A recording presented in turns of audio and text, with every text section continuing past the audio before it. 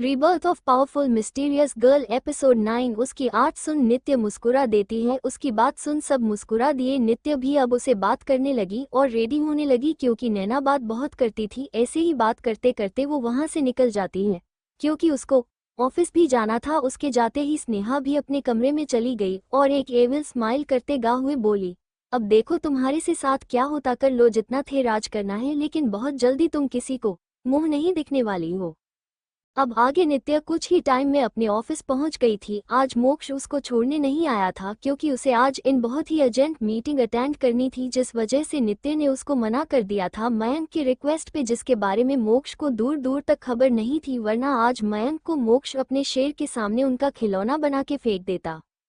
नित्य जैसे ही कंपनी में इंटर करती वहां का माहौल एकदम शांत हो जाता है क्योंकि कल की वजह से सब लोगों को नित्य से डर लग रहा था। उन्होंने ने पता था आज इस कंपनी से बहुत से लोगों को निकला जाएगा, जिसे सोच सबके दिल जोरों से धक कर रहा था। उनके अंदर नित्य का खौफ बना हुआ था। उसके आसपास का ऑरा बहुत ही ज्यादा डोमिनेटिंग और कोल्ड था। कल जो लोग नित्य के लेकर अलग अलग बात कर रहे थे, आज उनकी हिम्मत नहीं हो रही थी कि वो लोग नित्य को आंख उठा के देख सके। वही नित्य ने एक नज़र सबको देखा, फिर लिफ्ट में चली गई और टॉप फ्लोर का बटन का प्रेस कर दिया। उसके जाते ही सबने रहता की सांस ली। सब एक दूसरे से बात करने लगे। एक लड़की अपने बगल वाली लड़की से बोली, आज पता नहीं क्या होगा, बॉस का ऑरा कितना खतरनाक है। तभी दूसरी लड़की बोली, तुम्हें उनका और दिखा? मुझे तो वो बहुत क्यूट लिटिल डेविल नजर आ रही थी। उसकी बात सुन उसके सब उसको अजीब नज़र से देखने लगे। तभी एक लड़का बोला, लेकिन मैं आज एक चीज़ से खुश हूँ, भले मेरी जॉब जाएगी, लेकिन कल मैंने बॉस के असिस्टेंट इस एग्ज़ाम के बारे में बात किया था। उन्होंने ने बताया कि इस एग्ज़ाम से हमें हमारी काबिलियत के हिसाब से या तो प्रमोशन मिलेगा या फिर इस कंपनी से निकल दिया जाएगा। उसकी बात सुन अब कुछ लोग एक्साइटेड हो गए थे।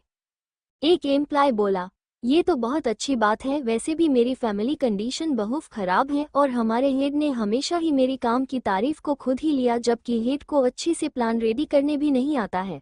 हाँ, पहले इस कंपनी के हेड और मैनेजर अपने से छोटे पोस्ट वाले को डरा के रखते हैं और हम तो उनके खिलाफ कुछ कर भी नहीं सकते थे। ऐसे ही सभी एम्प्लॉयज अपने अपने डिपार्टमेंट हेड और मैनेजर के बारे में बात कर रहे थे।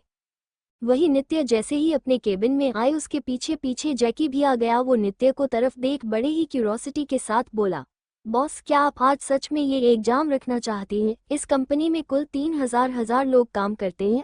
उसकी बात सुन नित्य ने अपना सर हिला दिया और अपनी चेयर पे बैठ गई और बोली, अगर वो 3,000 लोग अपनी मेहनत और लगन से काम करते तो इस कंपनी के पहले के सीईओ को दूसरे की कंपनी टेंडर का इन्फॉर्मेशन लेकर टेंडर नहीं भरना पड़ता। अगर वो लोग इतने ही अच्छे होते तो ये कंपनी की आज जितने लॉस में चल रही है शायद नहीं जाती। एम्प्लॉयज के सैलरी को छोटी छोटी बात पे काटा नहीं करते जाओ और अपना एग्जाम स्टार्ट करो।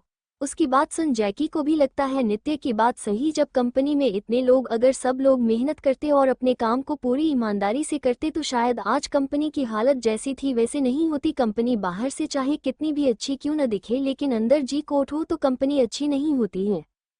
दूसरी तरफ सिंघानिया कॉरपोरेशन में उस वक्त वह का माहौल बहुत ही ग्राम था। आज सभी एम्प्लॉय अपनी जान बचाए बड़े ही ध्यान से अपना काम कर रहे थे। वही मयंक की हालत तो और खराब थी। लोग के शेर के मुंह में हाथ डालते हैं। हमारे मयंक बाबू ने पूरा का अपना सर डाल दिया है और अब भगवान से प्रे कर रहे हैं कि मोक्ष नाम के शेर के मुंह खुद को बचा पाए। आखिर उन्होंने ने खुद ही रात को नित्य को कॉल कर मोक्ष की इस मीटिंग के बारे में बताया था और अब मीटिंग कैंसिल हो चुकी थी।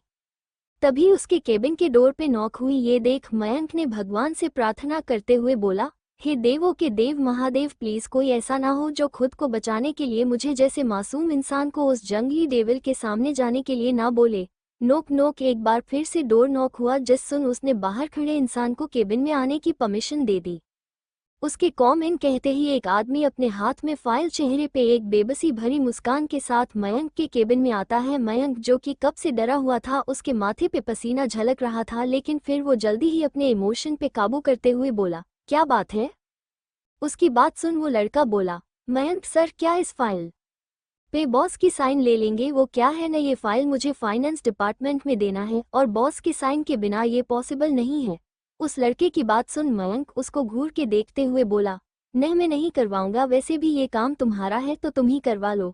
उसकी बात सुन लड़का जल्दी से मोक्ष के पास आते हुए बोला, प्लीज प्लीज सर ये काम आप करवा दो जी। आप तो जानते हैं ना आज बॉस कितने गुस्से में हैं। अगर इस फाइल में एक भी गलती निकली तो बॉस मुझे फायर करने से पहले एक बार भी नहीं सोचेंगे। उस लड़के की बात सुन मयंक जल्दी से बोला, मैं ऐसा नहीं कर सकता हूँ। वैसे भी गलती की होगी तो सजा तक मिलेगी और मैं तुम्हारे लिए उनके केबिन में खुद की नौकरी को दाव पे नहीं लगा सकता हूँ। उसकी बात सुन वो लड़का उसके सामने रोते हुए बोला, यार साले तुम मेरा इतना भी काम नहीं करवा सकता। वैसे भी उस डेविल के सामने जाने की मेरी कोई इच्छा नहीं है उसके मौत का तांडव देखने के लिए। उसकी बात सुन मयंक अपने पैर छुड़वाते हुए बोला, कमाने अभी तक जब काम करवाने थे तो सर बोल रहा था, अब जब मैंने मन कर दिया तो मेरी इज्जत उतर रहा है। मयंक जो कि कब से उसके मजे ले रहा था उसकी इस बात को सुन चिढ़ते हुए बोला। मयंक की बात सुन उस लड़के ने मुंह बनाते हुए कहा, हाँ तो कौन सी किताब में लिखा है हमें दोस्त की इज्जत नहीं उतरनी चाहिए। वैसे भी तूने वो गाना नहीं सुना है क्या, हर एक फ्रेंड कामिना होता है। नहीं मैं तेरे जैसे फालतू संग पे टाइम वेस्ट नहीं करता। उस लड़के के सवाल को सुन मयंक ने जवाब दिया और फिर बोला, ला दे फाइल, इसे पहले मैं चेक करूंगा, अगर सही लग तो मैं इस फाइल को डेविल के सामने ले जाऊंगा। उसकी बात सुन वो लड़का खुश हो गया और जल्दी से उसके गाल पे किस कर बोला, आई लव यू यार, तू मेरा सबसे अच्छा दोस्त है। ये बोल वो जल्दी से उसके केबिन से भाग जाता है। वही मयंक हैरानी से उस लड़के को देख अपने आसपास कुछ ढूंढने लगा आखिर, लेकिन बेचारे को कुछ भी ऐसा ने नहीं मिला जो वो उस लड़के को फेंक के मारे। वही मोक्ष इस वक्त बड़े ही गुस्से में था क्योंकि जिस मीटिंग के कारण वो आज अपनी निया से नहीं मिल पाया था वो लोग मीटिंग के लिए आए ही नहीं और मीटिंग को शाम के टाइम में पोस्टपेड कर दिया था। अगर वो लोग इस वक्त मोक्ष के सामने होते तो मोक्ष उनको बहुत मारता। तभी उसके केबिन के डोर पे नॉक हुआ जिसे सुन मोक्ष अपने कोल्ड वॉइस में बोला, कम इन। उसकी परमिशन मिलते ही एक लड़की बिजनेस सूट पहने चेहरे पे मुस्कान लिए अंदर आई। वही जब मोक्ष को लगा कि सामने वाला कुछ नहीं बोल रहा तो उसने अपने सर को ऊपर करके देख तो अपने सामने वाले इंसान को देख वो एक्सप्रेशन लेस चेहरे के साथ बोला, निधि तुम यहाँ क्या करने आई हो। उसकी बात सुन निधि उसके सामने वाली चेयर पे बैठे हुए बोली, ऑफ कोर्स तुमसे मिलने आई हूँ। वैसे भी इतने साल तक लंदन में रह के मैं बोर हो गई थी इसलिए सोचा काम से थोड़ा ब्रेक लेकर इंडिया आ जाओ।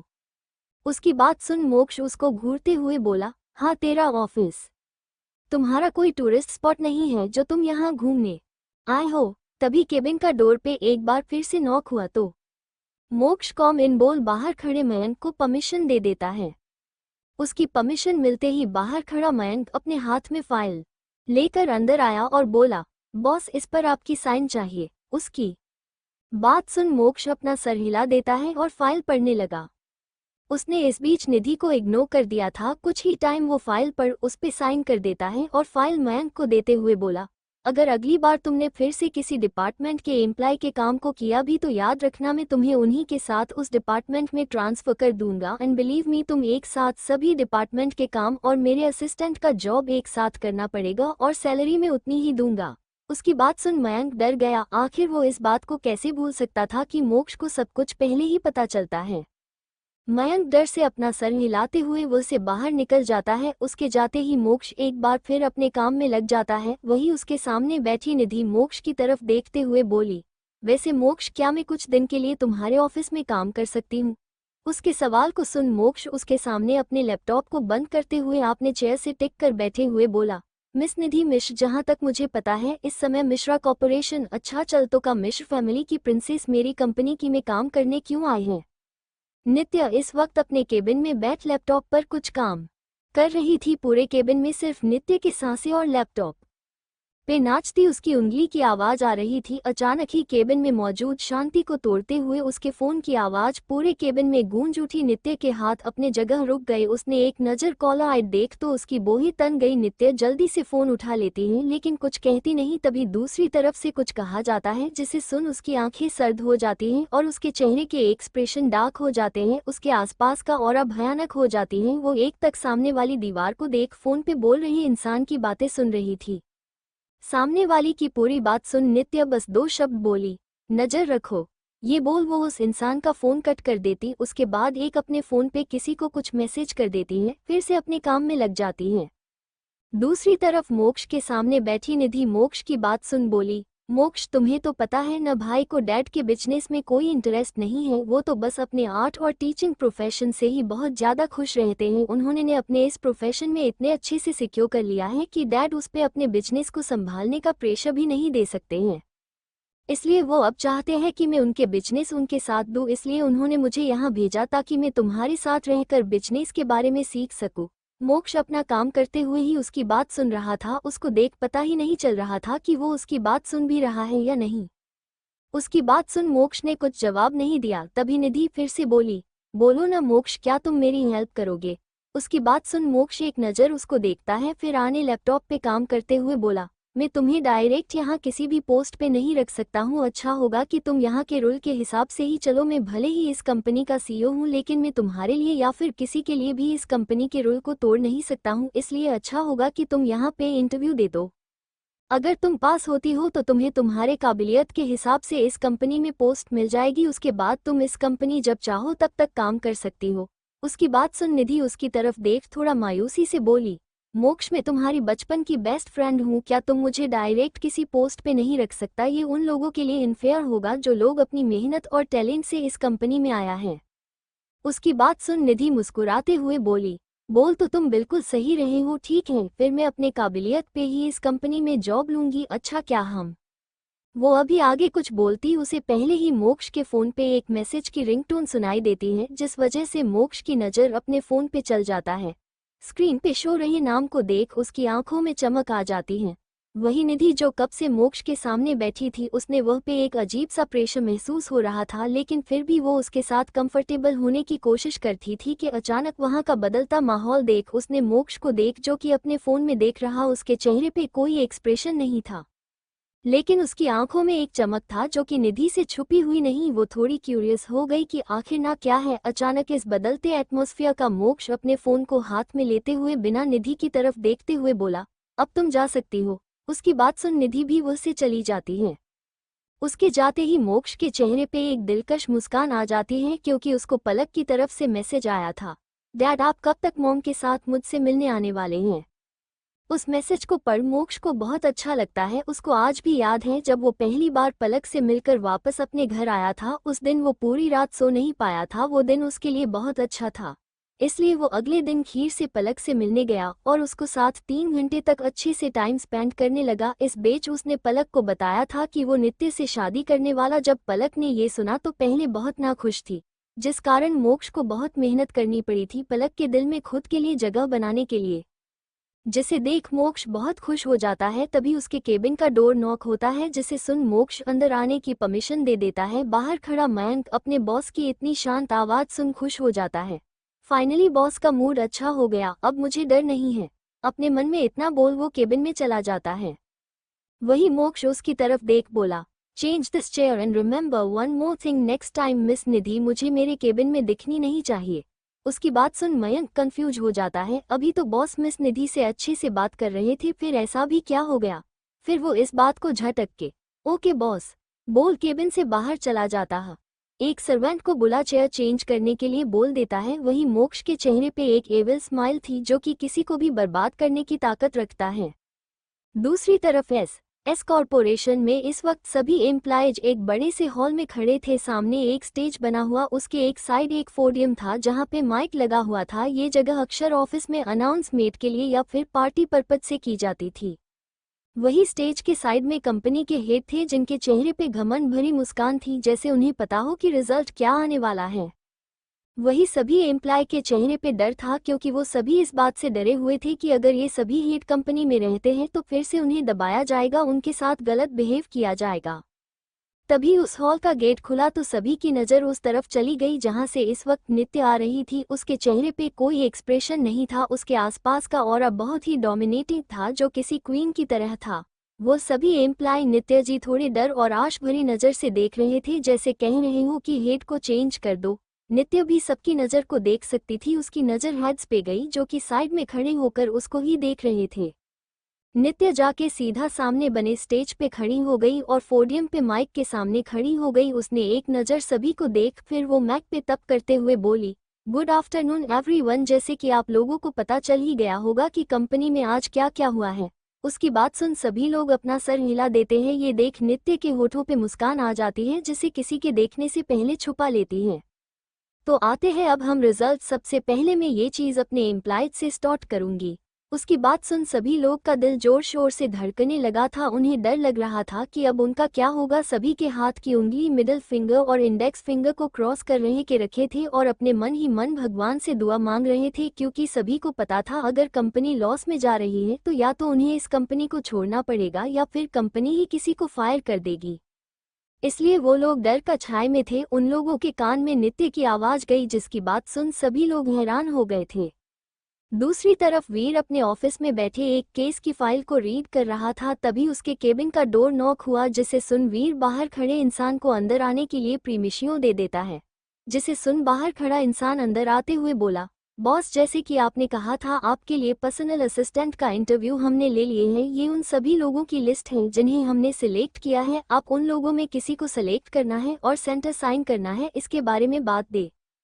उसकी बात सुन वीर अपना सर हिला देता है और अपने हेड चेयर पे बैठ उस फाइल को रीड करने लगा और बोला, एक काम करो, इसे यही रख दी और एक और इंटरव्यू राउंड की तैयारी करो और उसमें जो लोग भी सिलेक्ट होंगे उनके बैकग्राउंड की पूरी इन्फॉर्मेशन निकलो और उनकी फाइल मुझे दे देना। उसकी बात सुन वो लड़का वहां से चला जाता है। वीर के केबिन से आने के बाद एक घड़ी सांस लेते हुए बोला, बॉस, कितने अजीब है, ये अपने लिए असिस्टेंट ढूंढ रहे हैं या फिर वाइफ जो उसकी इतनी इन्फॉर्मेशन निकाल रहे हैं। पर मुझे क्या, मुझे तो इन्होंने ने जो काम बोला है वो करना ही है। उसके बाद वो वहां से अपने काम के लिए निकल जाता है।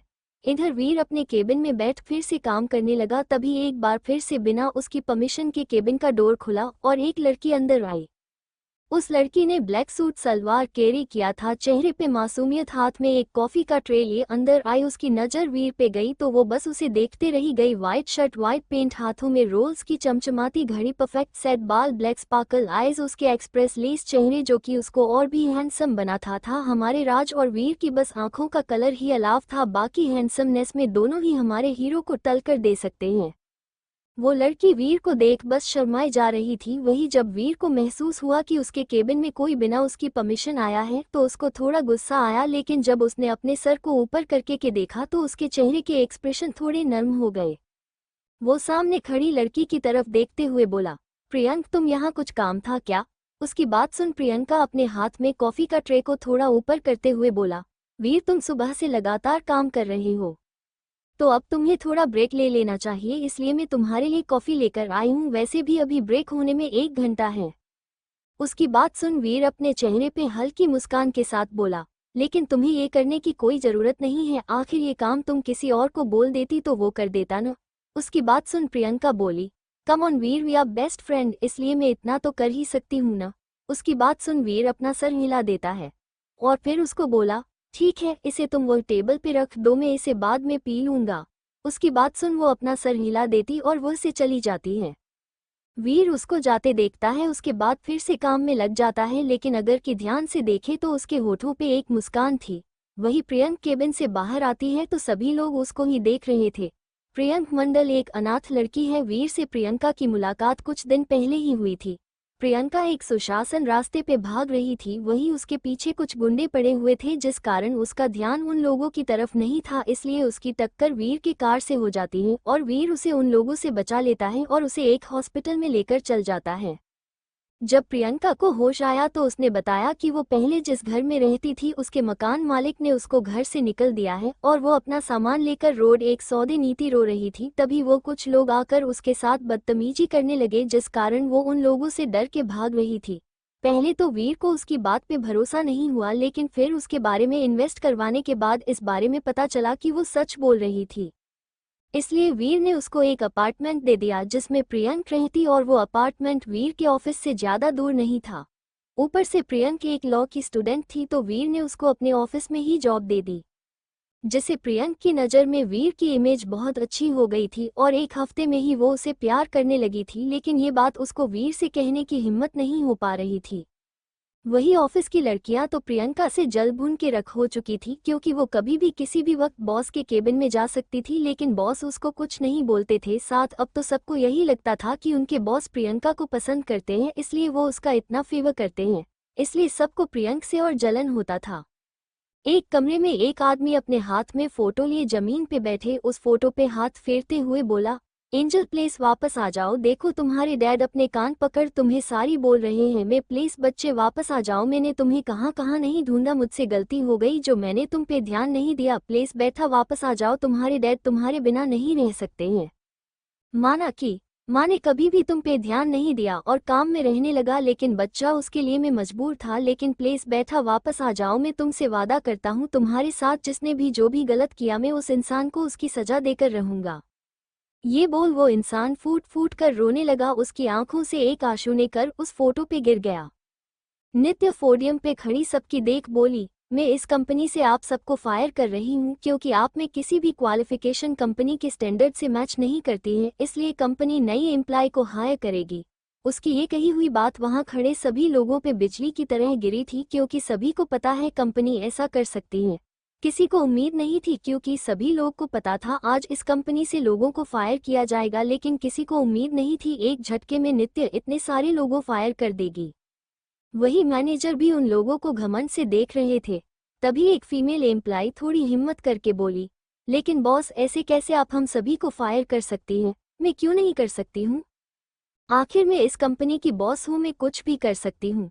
नित्य उस लड़की को देख अपने हाथ को बांधते हुए सवाल किया है। उसकी बात सुन वो लड़की के साथ खड़ा लड़का बोला, बॉस आप हम सभी को निकल सकती हैं, लेकिन क्या आपने नहीं कहा था कि अगर हम टेस्ट में पास होते हैं आप उन्हें नहीं निकालेंगी, लेकिन आप तो हम सभी को एक साथ इस कंपनी से निकल रही हैं, हम सबका क्या होगा। हमने कितनी मेहनत से इस कंपनी में जॉब मिला है और अब आप हम लोगों को निकल रही है क्यों? क्या हमारे क्वालिफिकेशन और टैलेंट बेकार है जो वो आपके स्टैंडर्ड से मैच नहीं कर रहे हैं? उसके ये सब बोलते बोलते हुए उसकी आंखों में हल्के ना आ चुके थे। वही सभी एम्प्लॉय भी इस बात से सहमत थे। वही उसकी बात सुन नित्य बोली, आप सब की क्वालिफाई अच्छी है, आप सब में टैलेंट है, तो फिर आप हमें कंपनी से बाहर क्यों निकल रही हैं? नित्य की बात सुन एक लड़का आगे आते हुए बोला। उसकी बात सुन नित्य बोली, ऐसा इसलिए है क्योंकि आपके पास टैलेंट तो है लेकिन आप लोगों में कोई भी कॉन्सिस्टेंट नहीं है, जो कि हमें चाहिए। हम टैलेंट लेकर ही क्या करेंगे जब हमारे एम्प्लॉय उस टैलेंट को दिखाने की जगह वेस्ट करेंगे। उसकी बात सुन सब लोग नित्य को कंफ्यूजन से देखने लगे, जिसे देख नित्य अपने एक्सप्रेशन लेस चेहरे के साथ देखते हुए बोली, कोई भी कंपनी ऑफिस भले ही अपने एम्प्लॉय को सैलरी देती है तो वो उन एम्प्लॉय की मेहनत और टैलेंट के लिए देती है, उनकी कॉन्सिस्टेंस के लिए देती, फिर चाहे आप वो काम कहीं भी करो। मैं जब इस कंपनी में आई थी उस दिन मैंने आप लोगों के रिपोर्ट पढ़े थे, इसलिए पहले मैंने सोचा था कि मैं आप में कुछ लोगों को कंपनी से फायर कर दूंगी, लेकिन आपके हेड के दिए गए आपके प्रोग्रेस रिपोर्ट को पढ़ के लगा कि इस कंपनी में सिर्फ टाइम पास होता है, इसलिए कंपनी को आप जैसे एम्प्लॉय की जरूरत नहीं है। आप लोग ऑफिस में सुबह लेट आते हो, वर्किंग हॉर्स पे चले जाते हैं, उसके अलावा आप अपने काम को कभी भी पूरा टाइम पे कंप्लीट नहीं करते हो, जिस वजह से आज कंपनी की ये हालत है। एम्प्लॉय कंपनी का बेस होता है, जब बेस ही मजबूत नहीं होगा तो स्ट्रॉन्ग बिल्डिंग कैसे बनेगा। उसकी बात सभी लोग एक साथ बोले, लेकिन बॉस ये सच नहीं है, हम सभी अपने अपने काम को टाइम पे करके हेड्स को रिपोर्ट कर देते हैं, यही नहीं ये हेड्स अपने काम भी हमसे ही करवाते हैं और साथ में हमें कभी कभी ओवर टाइम भी करना पड़ता है। उनकी बात सुन जैकी बिना किसी एक्सप्रेशन बोला, बॉस जो कुछ भी बोल रही हैं वो सच। इसी के साथ वहाँ पे कुछ लोग आते हैं और सभी एम्प्लॉय के हाथ में उनके प्रोग्रेस रिपोर्ट दे देते हैं। जब सब लोग अपने अपने प्रोग्रेस रिपोर्ट को देखते हैं तो उनकी आंखों में गुस्सा उतर आता है। सच में आज सभी लिमिट क्रॉस हो चुकी थी। उनके डिपार्टमेंट के हेड उन्हें प्रेशर देकर काम करवाते, वो लोग डबल मेहनत करते थे इस कंपनी में और उनकी रिपोर्ट में लिखा है कि वो लोग कभी भी ऑफिस पे टाइम नहीं आते, किसी भी प्रोजेक्ट को ठीक से कंप्लीट नहीं करते थे, ना ही अपने सीनियर्स को रिस्पेक्ट देते थे, जल्दी घर चले जाते हैं। उनकी परफॉर्म लेवल बहुत खराब थी। वही एक लड़की गुस्से से अपने डिपार्टमेंट के हेड के पास गई और उसकी आंखें में देखते हुए बोली, सर ये क्या है, आप हमसे अपने हिस्से के भी काम करवाते हैं, हम कुछ नहीं कहते, लेकिन आपने हमारे रिपोर्ट को गलत क्यों बनाया। उसी बात सुन वो हेड एक नज़र नित्य को देखता है, फिर खुद को सही साबित करने के लिए बोला, ये तुम क्या बकवास कर रही हो, तुम्हारी माँ की तबीयत हमेशा खराब रहती है इसलिए तुम आए दिन छुट्टी मांगती रहती हो, कभी कभी तो तुम ऑफिस भी लेट आती हो। आज तुम्हारे साथ जो कुछ भी हो रहा वो तुम्हारे आलसी होने का नतीजा है। चटाक। वो हेड अभी अपनी बात पूरी कर ही रहा था कि तभी पूरे हॉल में ये आवाज गूंज उठी, वही वो लड़की अपनी लाल आंखों से उस हेड को देखते हुए अपने एक एक शब्द चबाकर बोली, अगर ये यहाँ जॉब करना मेरी मजबूरी नहीं होती तो मैं कब का इस कंपनी को छोड़ के चली गई होती।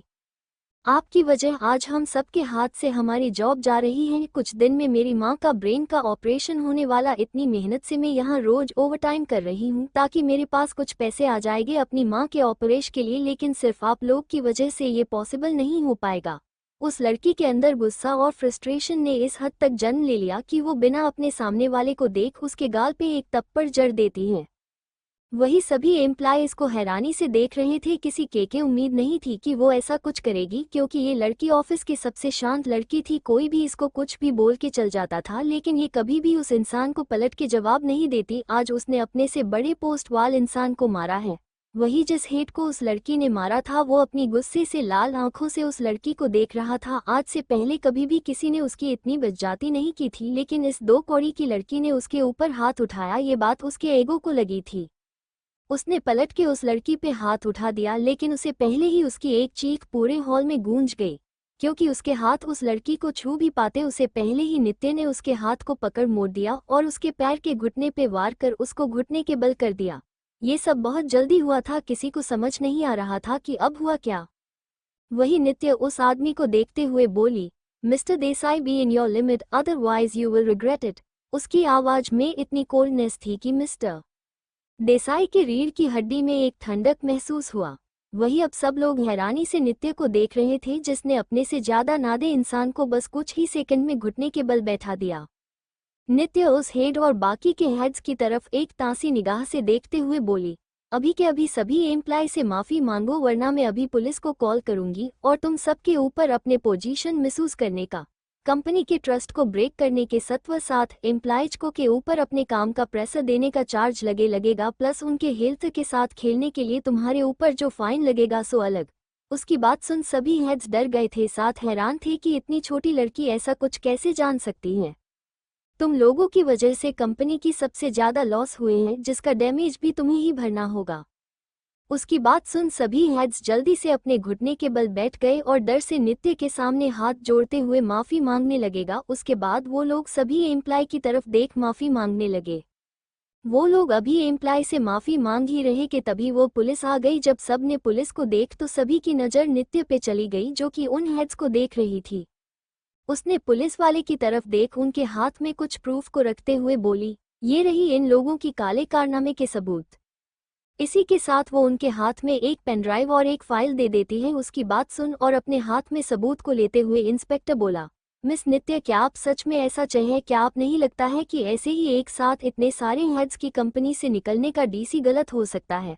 उसकी बात सुन नित्य उसकी तरफ देखते हुए बोली, इंस्पेक्टर, ये कंपनी मेरी है और इसके लिए क्या अच्छा है और क्या बुरा इसका मैं डीसीओ कह सकती हूँ, इसलिए आप अब इन लोगों की यहाँ से ले जाएं। उनके जाते ही जैकी अपने चेयर पे मुश्क लेते हुए बोला, बॉस, हेड तो अपनी जगह पे चले गए, लेकिन अब आप इनके साथ क्या करने वाली हैं? उसकी बात सुन नित्य बोली, सभी के कॉन्ट्रैक्ट को फिनिश करो। उसकी बात सुन वो लड़की आगे आते हुए बोली, बॉस प्लीज ऐसा मत किया जाए, हमारा क्या होगा, हम जहाँ जाएंगे।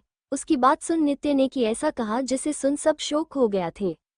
नित्य ने अपने सभी एम्प्लॉय की तरफ देखते हुए बोली, मैं आप लोगों के कॉन्ट्रैक्ट एसएस कॉर्पोरेशन से खत्म कर रही हूं और एक नए कॉन्ट्रैक्ट को बना रही हूं जो कि एनआरएस कॉर्पोरेशन के नाम से होगा। उसकी बात सुन पहले तो सभी को झटका लगा, लेकिन सब लोग कंफ्यूज हो गए। तभी एक लड़का आगे आते हुए बोला, बॉस, क्या आप हमें दूसरी कंपनी में शिफ्ट कर रही हैं? उसकी बात सुन नित्य बोली, नहीं, आज से एसएस कॉर्पोरेशन को दुनिया वाले एनआरएस के नाम से जानेंगे। मैंने इस कंपनी के नाम को चेंज कर दिया है, इसलिए मुझे इस चेंज के साथ साथ इस कंपनी से कुछ गंदगी को भी बाहर निकालना था, जो मैंने निकल दिया है। इसलिए आज से इस कंपनी का असली नाम एसएस कॉर्पोरेशन नहीं बल्कि एनआरएस कॉर्पोरेशन होगा। उसकी बात सुन सब लोग हैरान थे, लेकिन खुश भी। वैसे भी एसएस कॉर्पोरेशन की बाहर की दुनिया में कोई खास रिपोर्ट नहीं थी। अब उन्हें ऐसा लग रहा था जैसे सच में उनकी बॉस इस कंपनी बहुत सही कर देगी। इस बात को सच सभी खुश थे। नित्य एक नज़र उनको देख वह से जाते हुए बोली, जिन्हें भी एनआरएस कॉर्पोरेशन के अंडर काम करना है वो कॉन्ट्रैक्ट से गिलन करे और जिन्हें नहीं करना है वो अपना रिजाइन कर सकते हैं। इसी के साथ वो वहां से निकल जाती हैं। दूसरी तरफ मोक्ष ने अपने गाड़ी में समय देखा जहां लंच टाइम होने वाला था। ये देख उसने जल्दी जल्दी अपने सामना को समेटा और अपने कंपनी से बाहर निकल गया और जाके सीधा कार में बैठ गया। वही कार में बैठ मयंक उसको बस रियर व्यू मिरर देख ही सकता था। कुछ टाइम में उनकी कार एसएस कॉर्पोरेशन से थोड़ी दूर पे गाड़ी रोक देते हैं, जिसे देख मोक्ष नित्य को कॉल कर देता है। वही नित्य अपने केबिन में बैठी अपने काम में लगी हुई थी। तभी उसके साइड रखा फोन बजा, जिसकी आवाज से नित्य की नजर उस तरफ गई। उसने देखा कि उसको मोक्ष कॉल कर रही। ये देख उसने कॉल को पिक कर लिया और उसे स्पीकर पे कर फिर से काम में उसने इस ऑफिस को एक नया नाम तो दे दिया था। अब बारी थी उसे इस ऑफिस को उस मुकाम पे ले जाने की जहाँ से वो इसे अपने बड़े भाई के हाथ में देगी, जिसके लिए नित्य को बहुत मेहनत करनी पड़ेगी इस कंपनी के लिए। दूसरी तरफ से मोक्ष की आवाज नित्य के जान में गई, जो बोल रहा था, नेहा मैं तुम्हारी कंपनी के सामने हूँ, जल्दी आओ। उस बोल उसने कॉल कट कर दिया। वही जब नित्य ने उसकी बात सुन तो उसने अपने फोन की तरफ देखा। क्या मयंक नहीं कहा था आज मोक्ष बिजी रहने वाला था? फिर ये इंसान कंपनी के बाहर क्या रहा है? उसने टाइम देखा तो उसको रियलाइज हुआ कि अभी लंच टाइम हो रहा। जब उसने कंपनी में एम्प्लॉय में इस न्यूज को शेयर किया था कि वो आज से इस कंपनी को एक नए नाम से चलाएगी, उसके बाद वो अपने केबिन में वापस आकर काम में लग गई थी, जिसके बाद उसको टाइम का ध्यान नहीं दिया था। इसलिए वो अब अपनी चीजों को सही कर वो से जाने के लिए गई। कुछ ही समय में वो कंपनी के बाहर आए जहां मोक्ष अपने चेहरे पे मास्क लगाए खड़ा था। मोक्ष मास्क में काफी लोगों की नजर को खुद की तरफ करने में कामयाब था। वही कुछ लोग ऑफिस के बाहर से जब अंदर आ रहे तब उन्होंने देखा कि उनकी नई बॉस उस मास्क वाले लड़के पास जा रही थी। क्या ये बॉस के बॉयफ्रेंड हो सकते हैं? इन लड़के ने जब नित्य को मोक्ष के करीब जाते देख तो उसने अपने बगल में चल रही लड़के से सवाल किया। वही उसके बगल वाले लड़के अपने दिल पे हाथ रखते हुए बोला, आह कितने दुख की बात है, मेरी आज ही बनी क्रश का बॉयफ्रेंड भी है। उसकी बात वो लड़का उसके सर पे टपकी मरते हुए बोला, कमाने साले कुछ तो शर्म कर, तू एक छोटी बच्ची को कैसे अपनी क्रश बना सकता है? उसकी बात सुन वो लड़का उसको घूरते हुए बोला, साले तू बोल तो ऐसे रहा था जैसे मैं 30-40 साल को हूँ, मेरी आगे अभी सिर्फ 22 साल हैं और बॉस मुझसे से सिर्फ 4 साल छोटी ही हूँ। ऐसे ही बात करते हुए एक दोनों अंदर चले गए। वही नित्य को भी उनकी बात सुनाई दे रही थी। मोक्ष की प्रेजेंस ने बहुत से लोगों का ध्यान खुद पे खींचा था। वो एक बड़ा बिजनेस टाइकून था। आते दिन उसकी तस्वीर मैगजीन और न्यू में आता था, जिस वजह उसकी पॉपुलैरिटी भी एक अच्छे खासे एक्टर को भी पीछे छोड़ने के लिए भी तैयार थी। वो तो उन एक्टर की खुशकिस्मती थी। मोक्ष को कभी भी एक्टर बनने का ख्याल नहीं आया था, वरना वो अकेले ही ना जाने कितने ही लोगों का करियर कच्चा चबा जाता। मोक्ष ने जब नित्य को अपने पास आते देख तो उसके आसपास का और जो अब तक एक कोल राजा की तरह वो शांत हो गया और उसकी आंखें एक नरमी आ गई। नित्य को देख वो उसके पास जा उसको हग कर लेता। हज वही आसपास खड़ी लड़की अपने बॉस को किसी लड़के के गले लगते देख हैरान थी, लेकिन फिर वो लोग थोड़ी खुश भी हो गई थी। आभा कुछ भी कंपनी में हुआ था, जिसके बाद से कंपनी के एम्प्लॉय ने अपनी बॉस के तौर पे एक्सेप्ट कर लिया था। इधर मोक्ष सभी की नज़र को इग्नोर करते हुए नित्य को अपने साथ ले जाने लगा। कार के पास उसने बैक सीट का डोर खोल दिया नित्य के लिए। नित्य ने एक नज़र उसको देख हल्की स्माइल के साथ थैंक यू बोलकर में बैठ गई। वही मोक्ष उसकी इतनी यारी स्माइल देख खुश हो गया और दूसरी साइड से खुद भी आके बैठ गया। निक साथ ही मयंक ने कार स्टार्ट कर दिया। वही मोक्ष ने नित्य को अपनी बाहों में खींच लिया, गोद में बिठा लेता है। नित्य अभी कुछ रिएक्शन देती या कुछ बोलती, उसने अपने होठ पे मोक्ष के होठ को महसूस किया, जिससे उसकी बॉडी जम गई थी। ये भले ही पहली बार नहीं था, लेकिन जब भी मोक्ष उसको किस करता या उसके करीब आता था तो पता नहीं क्योंकि लेकिन नित्य अपने दिल की धड़कन को तेजी से चलती हुई महसूस करती थी। उसे ऐसा लगता था मोक्ष की प्रेजेंस उसको बॉडी को सुन्न कर देती थी। वो कुछ रिएक्ट नहीं कर पाती थी। अभी भी यही हो रहा था। नित्य के दिल की धड़कन बढ़ी हुई थी, उसकी आंखें मोक्ष को ही देख रही थी। उसके हाथ अभी नीचे की तरफ थे। मोक्ष ने एक नज़र उसकी आंखों में देख, जहां कभी कोई इमोशन नहीं होते थे, वो वही नित्य की आंखों में एक बेचैनी थी। इसलिए उसने अपने एक हाथ से नित्य के हाथ को पकड़ अपने सर के पीछे कर दिया और दूसरे हाथ से उसकी आंखों में अपने हाथ रख दिया। To be continued.